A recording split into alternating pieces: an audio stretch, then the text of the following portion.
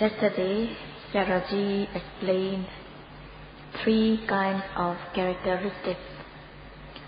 They are Sabhava Lakkhana, unique or individual characteristic, Sankhata Lakkhana, triple characteristic, and Samanya Lakkhana, common or universal characteristic.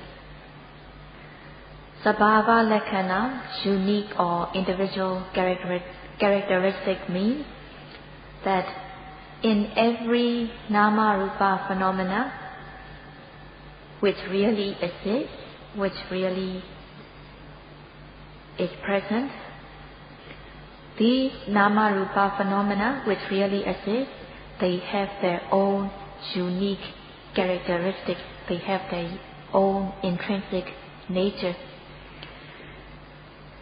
Their own intrinsic nature, owned by these Nama Rupa phenomena, are called Sabhava Lakkhana, unique or individual characteristics. And these Nama Rupa phenomena have 3 parts. To say it in Suttanta way, there is beginning, middle, and end of each phenomena. So in Pali it is called Adi. Adi means beginning, Majja means middle, and Pariyosana means the end. To put it in Abhidhamma way, it can be called as Upada. Upada is the arising, Thiti is the presence, and Bhanga is the dissolution. Upada means starting or arising of the phenomena. Thiti is the presence that is facing towards dissolution, and Bhanga is the dissolution. So in this way, every phenomena has these 3 parts, beginning, middle, and the end, or in other words, arising, presence, and dissolution. Every phenomena has these 3 parts, arising, presence, and dissolution. And these characteristics are called triple characteristics because every phenomena has these 3 moments of arising, presence, and dissolution. And also, all the phenomena, they arise and pass away. There is no phenomena that does not dissolve, that does not pass away. Arising, passing away is common to every phenomena because every phenomena arise and pass away. Nama, mentality, also arise and pass away. Rupa, materiality, also arise and pass away. And within materiality, even within materiality, all kinds of materiality, each and every part of materiality arise and pass away. And it is said that Hotva Abhavakaro Anicca Lakkhana. It means that every phenomena, they arise and pass away, and thus they are impermanent. So the characteristic of impermanence is also common to every phenomena because every phenomena arise and pass away, and thus every phenomena is impermanent. When something dissolves, when something passes away, then it is not good. One cannot regard something that perishes as good. So every phenomena has this common characteristic of bad, not good. So every phenomena arises and passes away, so they are impermanent and not good. They are suffering. Nobody can control so that these phenomena will be permanent, and nobody can control these phenomena to be pleasant or good. So there is no atta, there is no self or soul that is making these phenomena permanent or good. There is no jiva atta, individual soul, or Brahma atta, supreme soul. Every phenomena does not consist of atta, self or soul, and this characteristic is also common to every phenomena, because every phenomena does not consist of atta, self or soul. So these characteristics of impermanence, suffering and non-self are common to every phenomena, and thus these characteristics of impermanence, suffering and non-self are called samanya lakkhana, universal or common characteristics. So among these three types of characteristics, sabhava lakkhana, unique or individual characteristic, sankhata lakkhana, triple characteristic, and samanya lakkhana, common or universal characteristic. Among the three, which is more important? One should discern sabhava lakkhana, unique individual characteristic. It is essential that one discern sabhava lakkhana, unique individual characteristic. What should one do in order to discern sabhava lakkhana? Today Saraji will explain from both theoretical and practical aspects.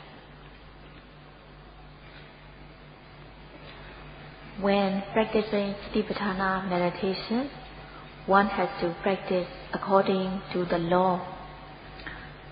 It is called niyama, fixed law or definite law. The fixed law in Satipatthana practice says one should be mindful at the moment of arising in order to know the true nature. When it is said at the moment of arising, it is quite general, it is quite widespread.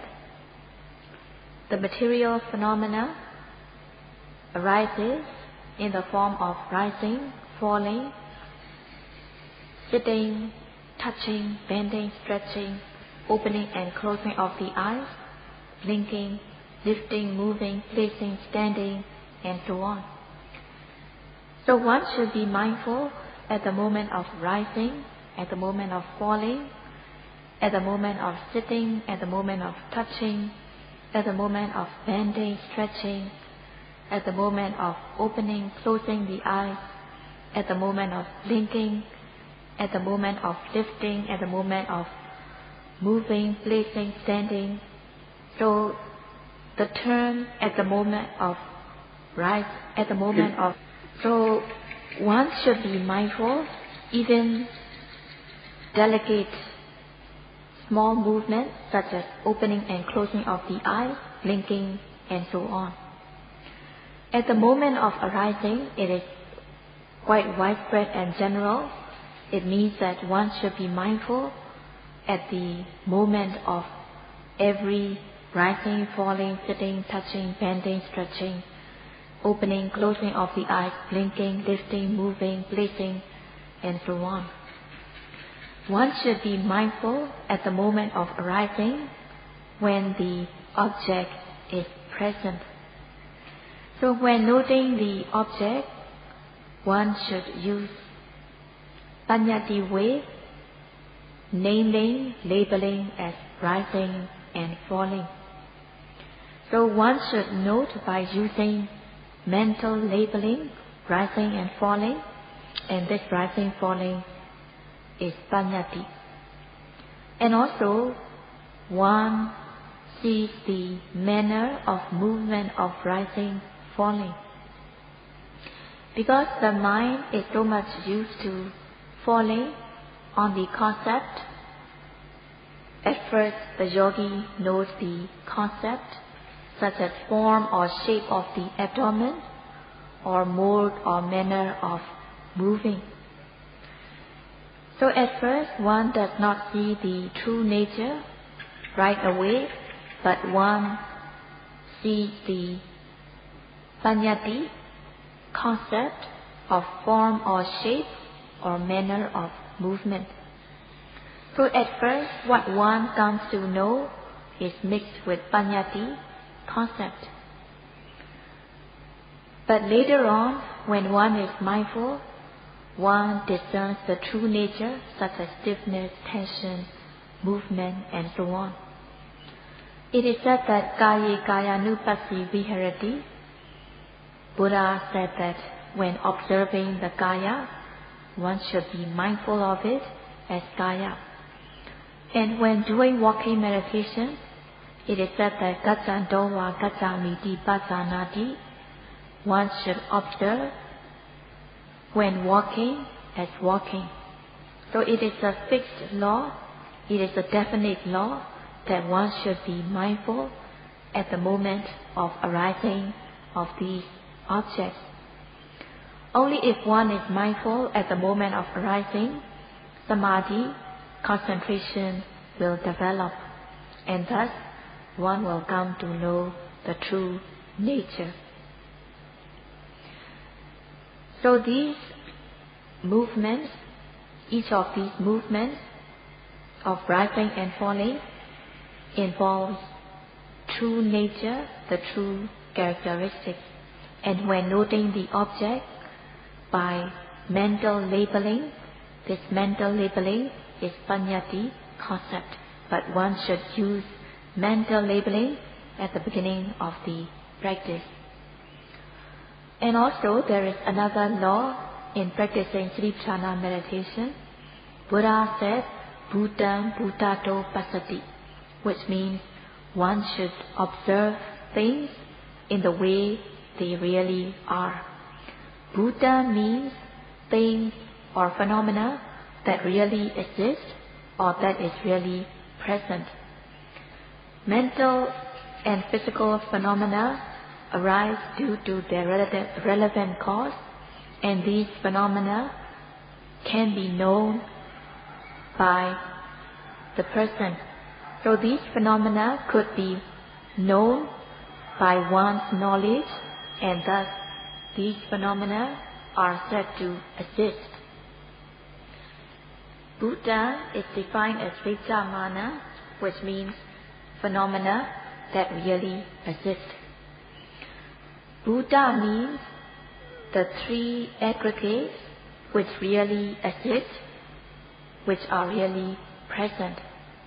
And these five aggregates arise due to the relevant cause. These aggregates arise due to Kamma, Citta, Uttu, and Ahara. They arise due to one's deed, one's consciousness, or temperature, or the nutriment.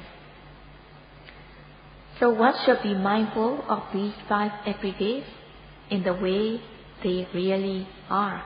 And these phenomena arise due to relevant cause. They are called Paramattha, the ultimate truth, and they could be discerned through personal experience of practice. And it is said that these phenomena are atta-paccaka. They can be discerned by one's knowledge. One should be mindful at the moment of arising so that one will discern them by one's knowledge. So one should be mindful of these objects in the way they really are. It is said that Bhutan Bhutato Passati. One should be mindful of these objects in the way they really are, such as rising, falling, sitting, touching, bending, stretching. When there is rising, one should observe as rising. When there is falling, one should observe as falling. When there is bending, one should observe as bending. When there is stretching, one should observe as stretching.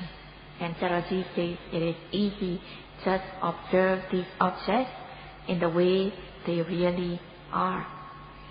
When one observes these objects with aim and effort, there will be sustained mindfulness. The mind will fall calm and collected on the object.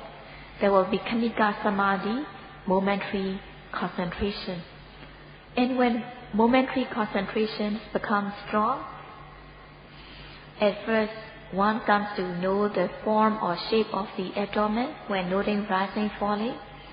At times one knows the mode or manner of movement.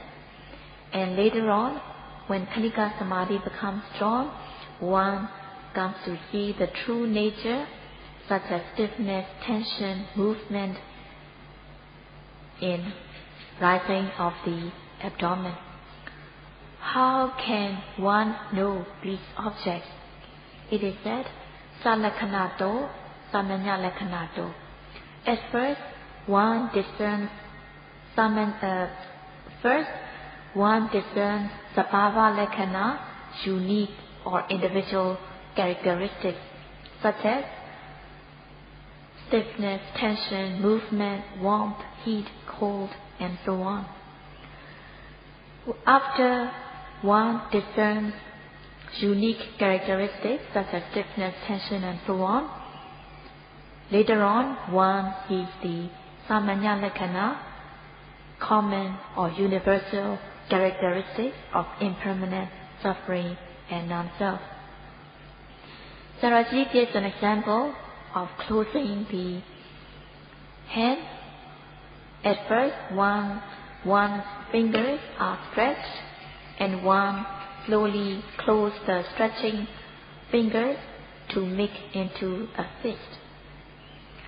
So, if one closes the hand mindfully into a fist, one may see form or shape of the hand, or one may see mode or manner of closing the hand.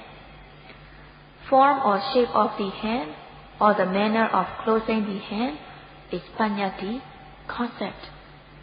But if one pays attention carefully, and if one's Khanika Samadhi, momentary concentration, becomes strong, one can see the true nature in the closed hand. So if one is mindful, one will see that when closing the hand by bending the fingers, one sees the true nature such as stiffness, tension, and movement. And when one closes the hand very tightly, when one closes the hand into a fist with force, one can discern stiffness, tension, heat, discomfort if one is mindful. As one closes the fist very forcefully, there will be stiffness, tension, heat, and discomfort.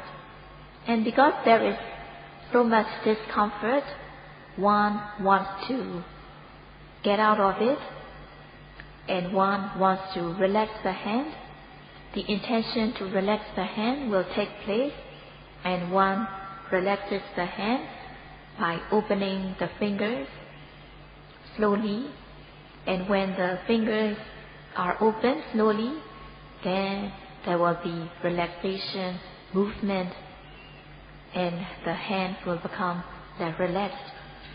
So when one is mindful at the moment of closing the hand, one knows the true nature such as stiffness, tension, heaviness, and so on. That's why it is said that one should be mindful at the moment of arising, so that one comes to know the true nature. Sayadaw gives another example. In one's meal, there are pieces of food, and in each pieces of food, they have their own unique flavor, such as sweet, sour, bitter, pungent, and so on. If one chews without paying attention, one will not know the flavor. And if one does not pay attention, the person does not know the flavor at all, or the person does not fully know the flavor. If one is mindful when chewing, one will know the flavor.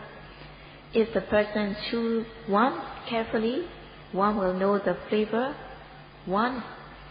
And if one chews repeatedly, being mindful, one will know the flavor. So the piece of food is compared to paṇḍitā, concept, and in the piece of food there is flavor. The flavor is compared to the true nature. So if one is mindful, one will see the true nature that is beyond concept. Just like when one chews carefully, one will know the true taste, the true flavor. In the same way, when one observes these objects attentively, carefully, one will know the true nature.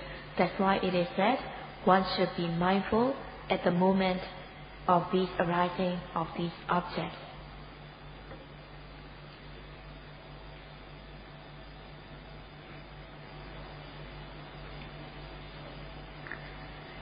When eating, when chewing properly, the flavor will be obvious, and the flavor that is felt on the tongue, it does not stay long. The flavor arises, it is present for a while, and then it passes away. So the flavor also has three moments of arising, presence, and dissolution. And every flavor has the characteristics of arising, presence, and passing away. And flavor cannot be seen, but it can be felt. And such flavor, any kind of flavor, does not last long. The flavor arises, and then it's present for a while and then passes away. So the nature of arising, presence, and dissolution is common to all flavor.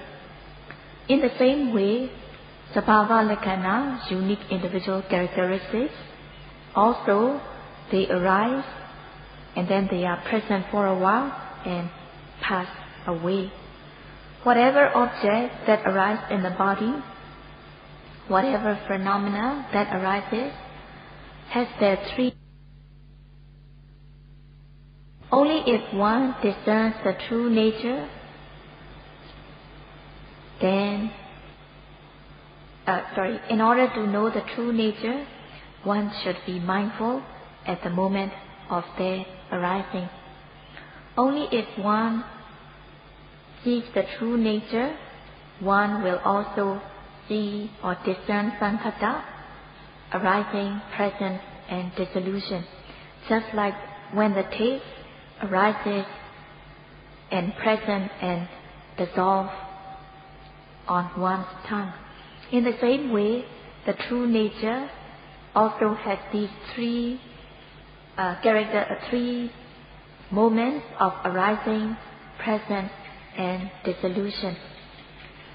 At first, the yogi discerns the true nature, unique individual characteristic, but the person in the beginning will not know the triple characteristics of arising, presence, and dissolution.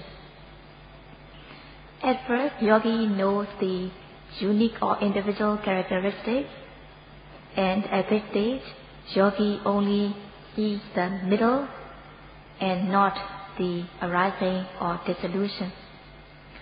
When Khanika Samadhi becomes strong, yogi starts to see the very arising of the object from the very beginning of the object. As soon as the object arises, yogi discerns the very beginning of the object. And the yogi discerns cause and effect. At the stage of discerning cause and effect, yogi sees the very beginning of the object, but not quite the end of the object. Not discerning the end of the object, it is not Vipassana jnana, it is not insight knowledge yet. So it means that discerning mind and matter, discerning cause and effect, is not Vipassana yet, because one does not see the end of the object yet. Only when one sees the beginning and the end, or the arising and passing away of the object, yogi comes to understand that things are impermanent. And thus, yogi knows the anicca lakkhana, characteristic of impermanence. Yogi discerns the characteristic of impermanence only when she knows the arising and passing away of the object. And this characteristic of impermanence is common to all phenomena, and thus it is called samanya lakkhana, common or universal characteristics.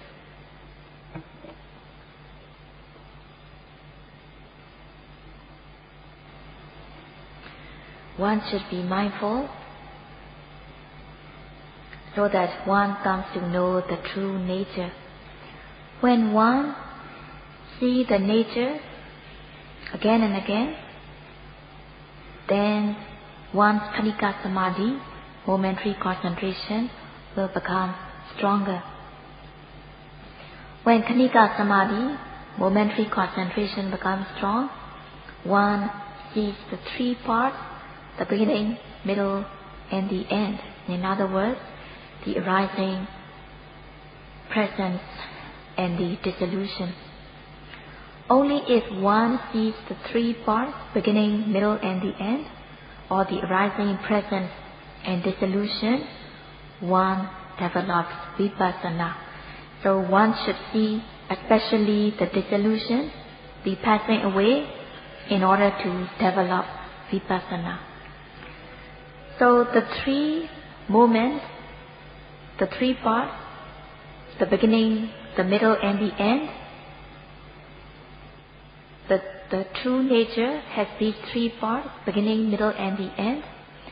So if one does not know the true nature, one does not see the three parts, beginning, middle, or the end, or the arising, presence, and the dissolution. One does not have to do on purpose in order to see the arising, presence, and the dissolution, but by seeing sabhava, by seeing the true nature, sankhata, the triple characteristic of arising, presence, and dissolution, will become obvious to the yogi automatically. So it is said that only if one sees the true nature, the sankhata, the characteristic of arising, presence, and dissolution, will be obvious to the yogi. If one does not know the true nature, one will not see the three parts, the beginning, middle, or the end. So only if one knows the true nature, the sankhata, the arising, presence, and dissolution, will be obvious to the yogi. And by seeing the end of the object or dissolution of the object, yogi realizes that things are impermanent. When the yogi sees the characteristic of impermanence, she develops vipassana. And it is said that only if one sees sankhata, arising, presence, and dissolution, one will know the samanya lakkhana, the common or universal characteristic. So this common characteristic will be discerned, will be seen by the yogi if she knows the sankhata.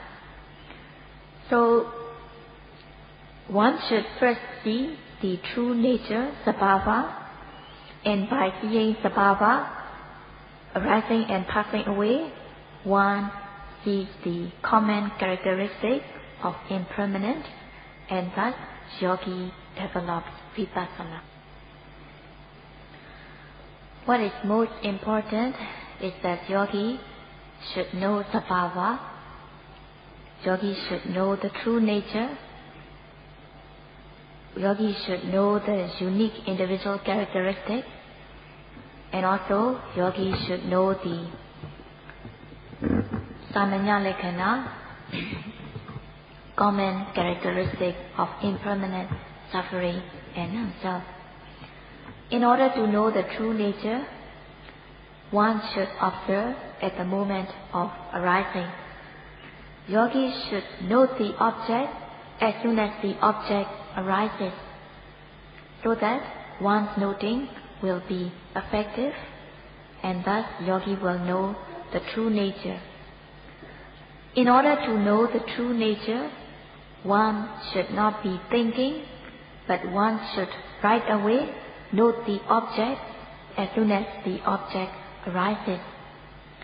In order to do so, one should aim and direct the mind towards the object and put effort. One should be exerting effort all the time, continuously, so that sati and samadhi, mindfulness and concentration will develop. When samadhi concentration becomes matured, when samadhi concentration becomes strong, yogi will know the true nature. So Sayadaw again says, yogis have one and only duty, that is, to keep on noting as soon as the object arises. And tomorrow Sayadaw will explain anicca, anicca lekhana, and anicca nupassana. Sadhu, sadhu, sadhu.